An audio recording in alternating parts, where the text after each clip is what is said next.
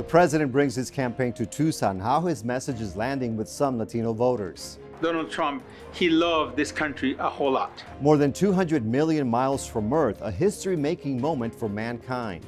I think the most challenging activity is behind us. Plus, adding insects to your diet as a way to stave off hunger problems in the not-too-distant future. How a researcher at the U of A is trying to make it more palatable. Add some onions, let's add some garlic, let's throw in some mealworms and make an omelet. Hello and welcome to Arizona 360. I'm Tony Paniagua, filling in for Lorraine Rivera. Thanks for joining us.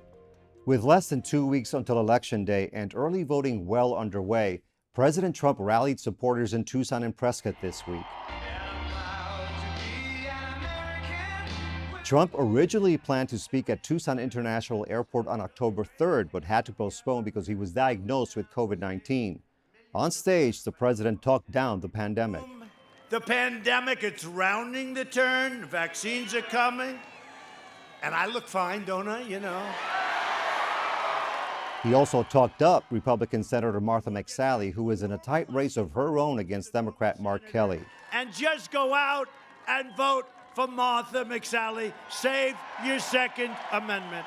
Most polls show Democratic candidate Joe Biden with a slight lead over Trump in Arizona.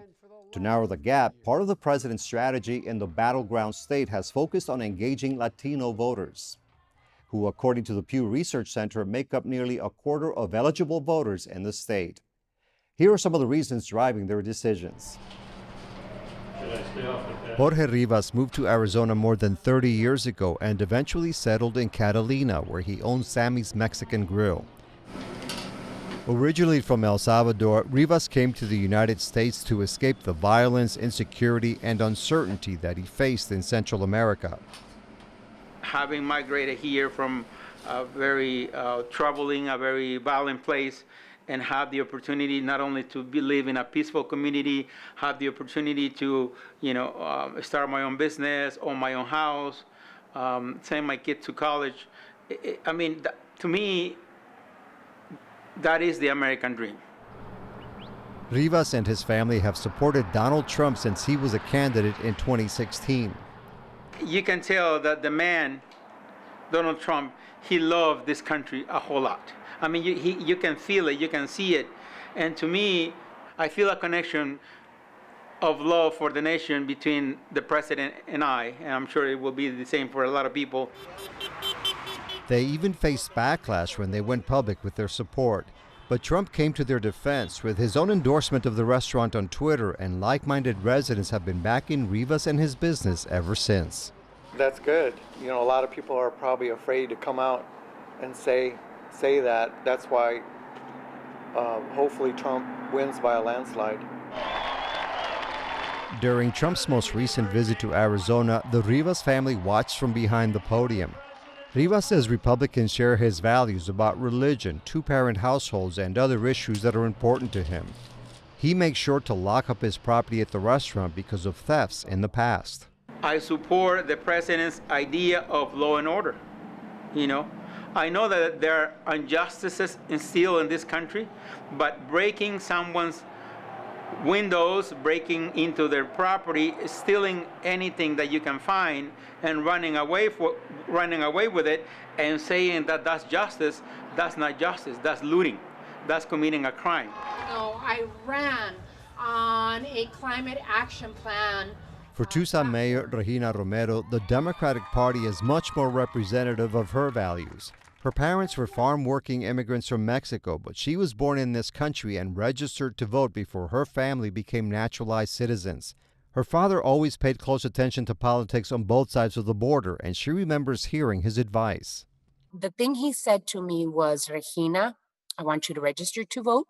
I want you to vote to represent all of your family, all 8 of us, and I want you to register Democrat.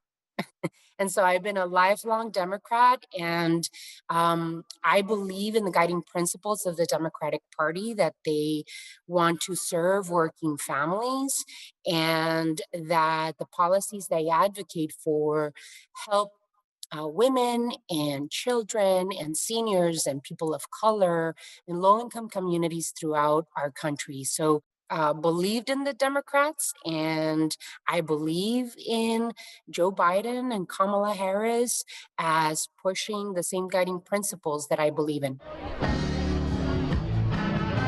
As the first Latina elected mayor of Tucson, Romero is inspiring a younger generation and attracting national attention.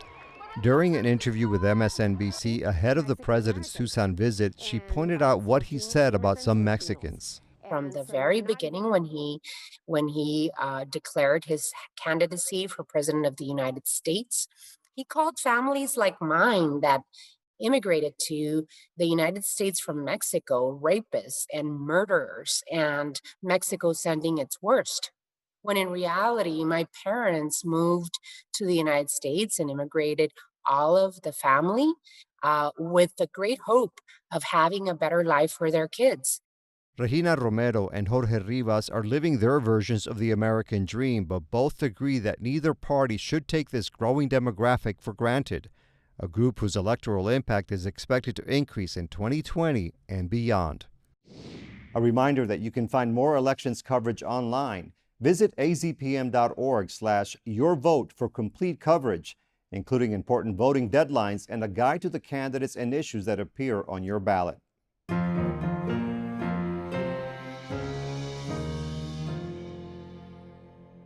Another milestone achieved this week for the University of Arizona-led mission to bring an asteroid sample to Earth. After orbiting the asteroid Bennu for nearly 2 years, NASA's Osiris REx successfully collected its sample in a so-called TAG streamed live around the world. All right. This was the team celebrating moments after hearing the maneuver went according to plan, but their work is not over yet. Less than an hour after the event, Christopher Conover spoke to principal investigator Dante Loretta. Dante, I was able to watch that live along with you guys on NASA TV. Can you describe what you were feeling as those calls were coming for TAG? It's almost indescribable, but I'll do my best. It was certainly a lot of attention and anxiety, as especially we went past the match point maneuver and the final critical decision by the spacecraft was coming. But I could just feel, I was only yards away from the team, and I could just feel the good vibes coming from them. Everything was going according to plan, and they were giving me strength. I knew things were really on track for a successful TAG at that point. And then once, of course, the moment of contact was declared, it was just overwhelmingly emotional for me. You know, if you were a football player, I'd ask if you were going to Disney World, but you all still have a lot of work to do. Yeah, we're just getting started here. So I think the most challenging activity is behind us. That is contact with the asteroid surface, and everything looks like that went spectacularly well. So I have a really good feeling, but of course, we have to confirm that, in fact, we have sample on board the spacecraft. And so over the next week or so, we're going to be doing a lot of assessments with the TAG SAM and the spacecraft to see how much material we think we've collected and make a critical decision as to whether we're ready to stow or if we need to start planning a second attempt. It took hours after the TAG itself for Osiris REx to transmit images of its brief contact with Bennu back to Earth. Loretta said he is optimistic about the results. A couple days from now, we're going to reposition the TAG SAM in front of the SAM cam and look at the base of the collector and hopefully see clear evidence that there's material collected that's inside the capture, the collector ring. And then finally, on Saturday, we're going to be spinning the spacecraft to do what we call the sample mass measurement, which will let us know within tens of grams how much material we picked up today. You obviously are all the expert in this. From my untrained eye, this looked like it went incredibly smoothly, just as smoothly as checkpoint and match point tests did. Did it go that smoothly? Yeah, I'm really proud of this team and the continued excellence that they demonstrate. You know, we have the reputation of doing very, very difficult things and doing them incredibly well. And that reputation was clearly well-deserved by how flawless the operations today went. How soon before you decide whether or not you got enough, you got the 60 grams, or you've got to go back in? Yeah, we have our operational key decision point 3, which is the decision to stow, scheduled for October 30th. And that's where we compile all of the information and we sit down with our stakeholders at NASA headquarters and we make the formal decision about either stow that sample and begin preparations for the journey home, or no, start planning a second tag attempt, which would occur in January of 2021. All right, Dante, I know you are on a tight schedule. You are the man of the hour. Thank you for sitting down with us, and congratulations for what looks like a successful tag. Yeah, absolutely. Everything went great. Thank you.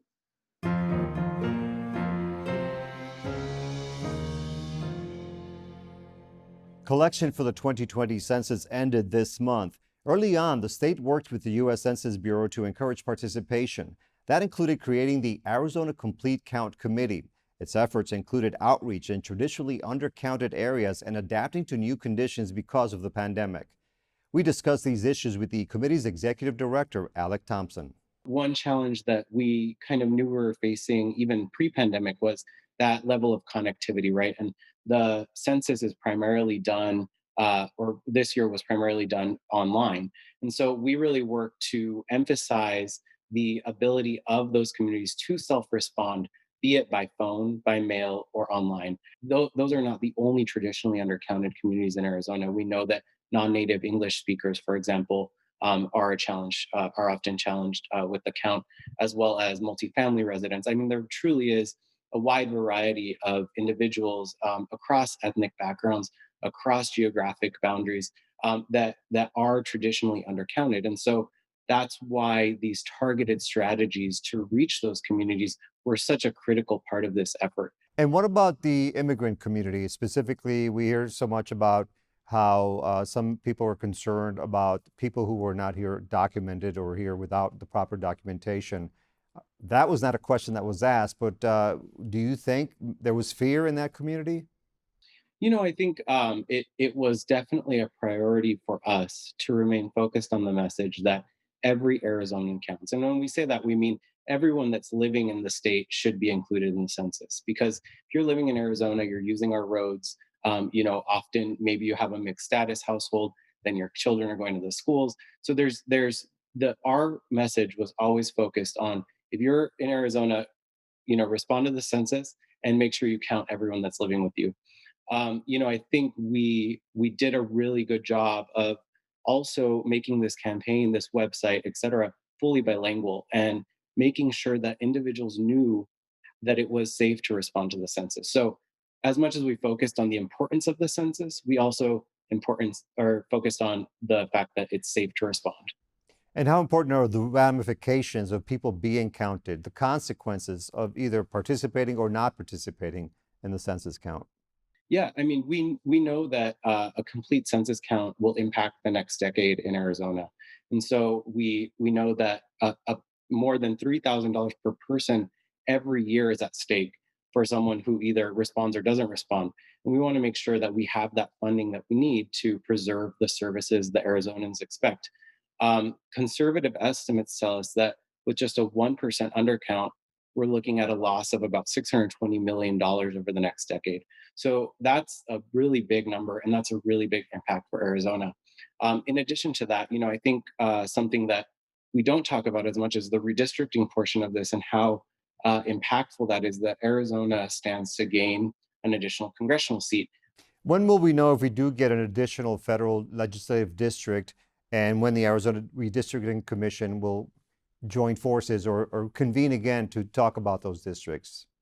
Yeah, so a lot of people think that the census ends with the count, but really there's a lot of work to be done. So those numbers, they now have moved into the tabulation phase. So looking into the data that was collected, removing duplicates, that kind of thing. And then by the end of the year, they have a due date of December 31st to give those numbers to the president for approval, at which point they would be used for that reapportionment of congressional seats. All right, and what would you like to say about the numbers of people? Did you come up with a really good estimate on the number of people who participated in the census? Yeah, so the Census Bureau is reporting that 99.9 of households were enumerated. So that means that 99.9 of that inventory of households was either counted or deemed vacant, et cetera. A really impactful number that I think is important for both measuring our success as well as how Arizona did overall, is the self-response rate, which ended at 64.1%. And so we surpassed the self-response rates of the previous 2 decades of 2010 and 2000. That's a really big deal for Arizona because when you self-respond, that data is more accurate and more telling of what our population looks like, the number of people, et cetera. So getting that self-response rate increased is a really big deal for our state. Arizona's self-response rate ranked 32nd in the nation, according to data from the U.S. Census Bureau. The percentage of census takers who self-responded was about 3 points below the national average. We do have a more challenging population than other states to get counted in the census, because you think about the many tribal communities within the state's boundaries. You think about our large Latino population that you mentioned earlier. We're working to really educate Arizonans around how important this is. It's too late for 2020 to be counted in this census. What would you say moving forward? I know 2030 sounds like a lifetime away, but what would you say to people who may be listening to this now? Build on some of the things that we did in 2020, because I think we've set a new precedent for how a state can work together for a complete count. And so I hope that the leaders that take this on in 2030 can really come together and expand and build on what we've done this year. Alec Thompson, thank you very much for joining us. Thank you. I appreciate it.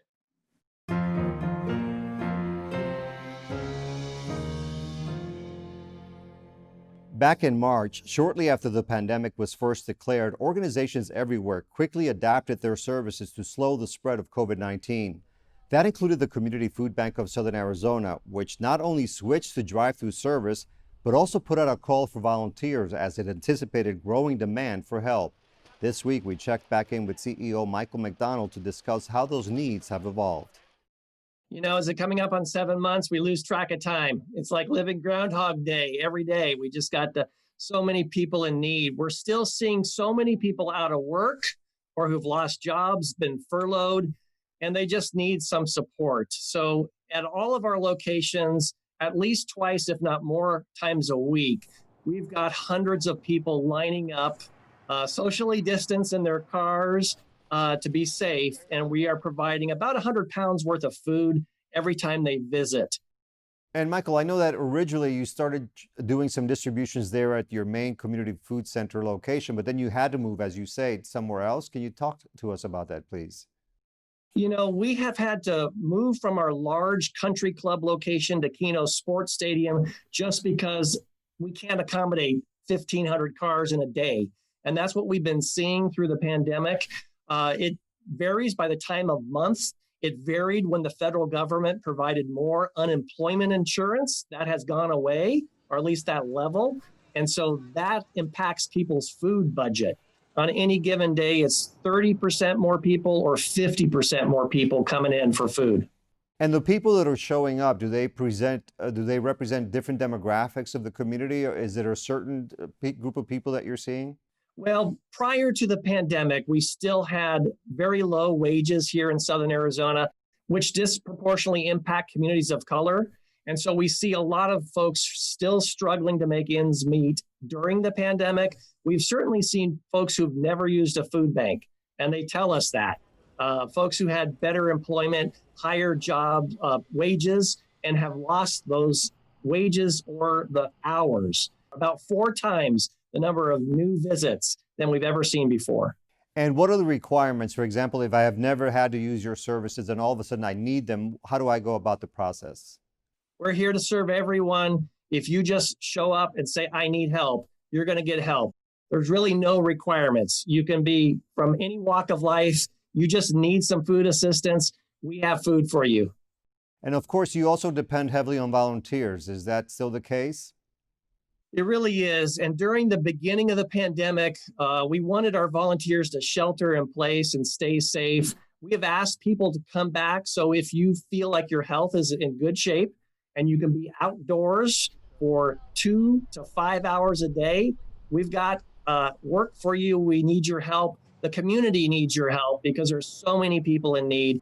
We've got the masks. We've got the protective equipment. We've even got some fans when it's on a hot day, a hot October day, so we can keep you safe and keep you hydrated. And with so much demand going on right now, Michael, how are you keeping the food available for the people that need it? Thankfully, we've got a lot of support from the U.S. Department of Agriculture, food manufacturers, retail grocery stores. We probably have 3 months worth of food right now in an inventory and more on its way. So we've got plenty of food, and it's everything from non-perishable canned goods, box goods, to fresh produce out of Mexico, to frozen meat, to dairy. We've got a great nutritious variety of food, and that's what people are looking for. At Keno Sports Complex, the Community Food Bank distributes food on Tuesday and Thursday mornings from 7 to 10 a.m., although beginning Tuesday, November 3rd, the hours will change from 8 a.m. to 11 a.m. People who want to volunteer or donate can visit communityfoodbank.org to learn how they can help. All of the contributions that we receive, we use to purchase food, to transport food, to pay staff, to buy protective equipment to keep the public safe. How much longer do you foresee the tremendous need being out there in the community? I think the long economic tail of this pandemic will continue until people are fully employed again.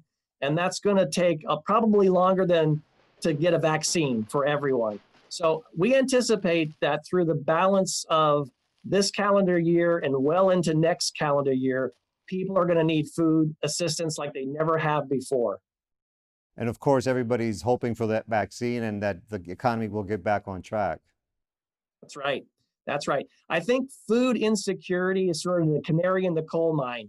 If people are struggling to make ends meet and cannot afford food, they're going to struggle to pay the rent, the utilities, the mortgage. So we are concerned that the economic ripple will continue and it will look like evictions next. All right, Michael McDonald, CEO of the Community Food Bank of Southern Arizona. Thank you very much for joining us. Thank you, Tony. Our next story sticks to the issue of food scarcity, and a professor at the University of Arizona whose research attempts to offer a solution to a problem facing our world in the year 2050.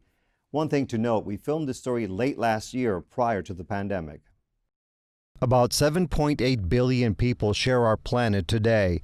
While starvation and famine remain ever-present issues, University of Arizona professor Gagi Davidowitz says it will reach a tipping point in 30 years, when the population is expected to reach 10 billion human beings.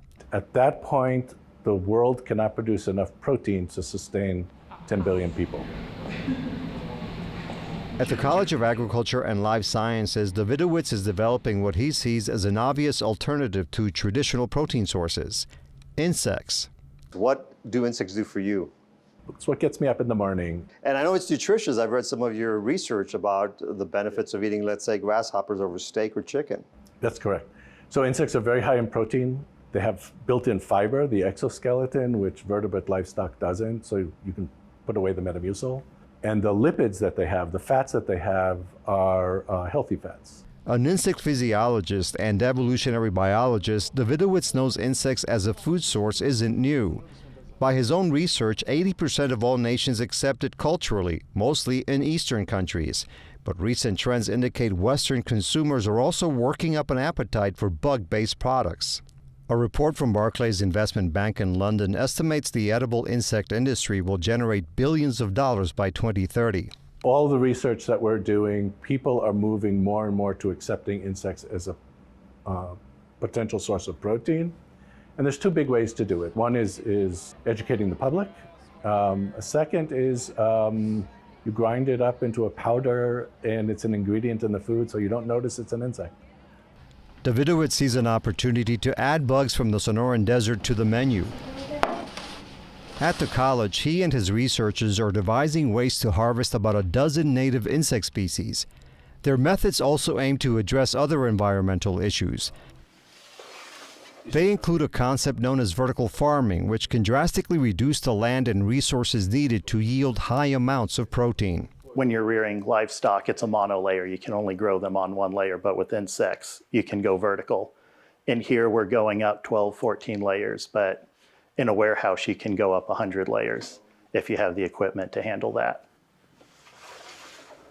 At the U of A farm, research technician Hunter Clark walked us through how this approach applies to mealworms. Yeah, here we have some adult mealworms. In a space of about 6 square feet, the cycle begins here, where adults lay eggs.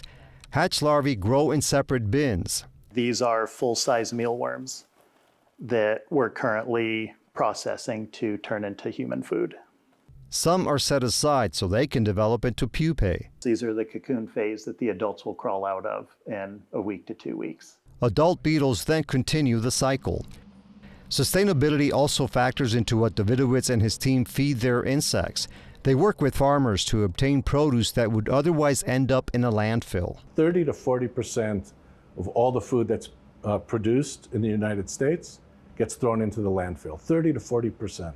That's a third of your plate. So we're taking something that would have gone into the garbage, making that a food for the insects, and then the insects a food for us. But it begs the question, how do they taste? So these are mealworms. All right. And enjoy. We grew these here on campus at the University of Arizona. So they're homegrown insects. Just pick them up and put them in your mouth. And you mentioned different insects have different tastes. Correct. Okay, so what am I expecting here when I consume To these? me, this is a slightly nutty flavor. Mm-hmm. Is that what you get? It's almost like bean sprouts to me, but I don't know. Well, that's actually, one of my students actually said it tastes like bean sprouts. Other people say that doesn't really have a taste. So, you know, we all have different taste buds. Are we ready? Yeah. All right. Over the next few years, Davidowitz says he'll work on turning the techniques developed in his lab into a business venture, joining forces with the university through a company that will sell bags of insect meal. What is your dream when it comes to insects and people consuming them as food? That they won't think twice about it. That, oh, let's add some onions, let's add some garlic, let's throw in some mealworms and make an omelet. What would you like to say to people who love their steak, love their chicken? I love my steak and I love my chicken. I am not going to give it up, and they shouldn't either.